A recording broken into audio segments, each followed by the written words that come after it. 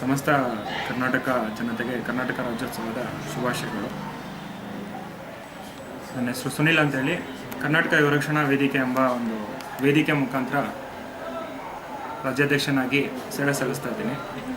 ಈ ಒಂದು ಕರ್ನಾಟಕಕ್ಕೆ ಸಂಬಂಧಪಟ್ಟಿರ್ತಕ್ಕಂಥ ಕೆಲವೊಂದು ಕ್ಷೇತ್ರಗಳಲ್ಲಿ ಕನ್ನಡದ್ದೇ ಆದಂಥ ಕೆಲವೊಂದು ಕಾರ್ಯಕ್ರಮಗಳನ್ನ ಮಾಡ್ತಾ ಬರ್ತಾ ಇದ್ದೀವಿ.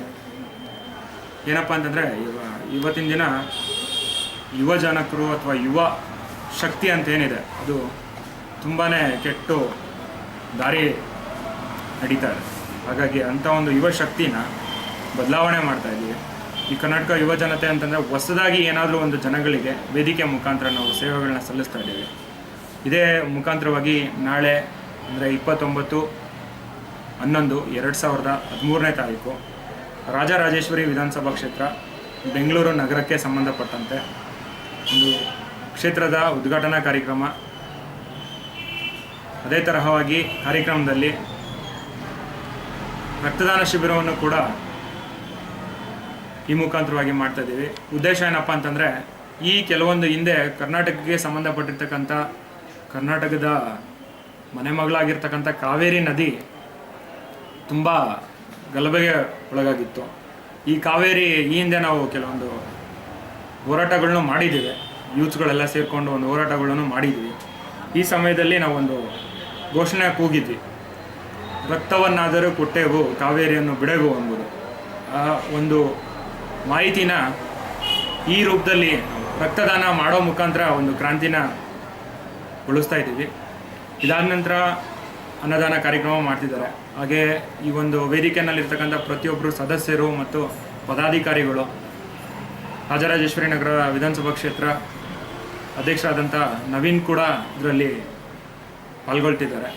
ಯಾಕೆಂದರೆ ಅವರು ಕೂಡ ಇತ್ತೀಚಿನ ದಿನಗಳಲ್ಲಿ ತುಂಬ ಒಳ್ಳೆಯ ಕಾರ್ಯಕ್ರಮಗಳನ್ನ ಮಾಡ್ತಾ ಬರ್ತಿದ್ದಾರೆ. ಅವ್ರಿಗೂ ಕೂಡ ನಾವು ಮನಸ್ಪೂರ್ವಕವಾಗಿ ಶುಭಾಶಯಗಳನ್ನ ತಿಳಿಸ್ತಾ ಎಲ್ಲ ಸಮಸ್ತ ಕನ್ನಡಿಗರಿಗೂ ನಾವು ಕೇಳ್ಕೊಳೋದೇನಂತಂದರೆ ಪ್ರತಿಯೊಬ್ಬರಲ್ಲೂ ತಮ್ಮದೇ ಆದಂಥ ಒಂದು ಕನ್ನಡ ಪರವಾಗಿ ಇರ್ತಕ್ಕಂಥ ಒಂದು ಸ್ವಾರ್ಥತೆ ಇದೆ.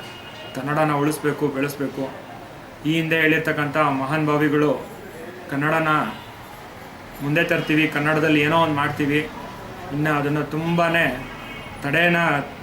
ತಡೆಗೋಡೆನ ಕಟ್ತಾ ಇದ್ದಾರೆ ಹೊರತು ಅದನ್ನು ತಡೆಗೋಡೆನ ಒಡೆದು ಯಾವುದನ್ನು ಕೂಡ ಪ್ರಚಾರಕ್ಕೆ ಇನ್ನೂ ಬಳಸ್ಕೊಳ್ತಾ ಇಲ್ಲ.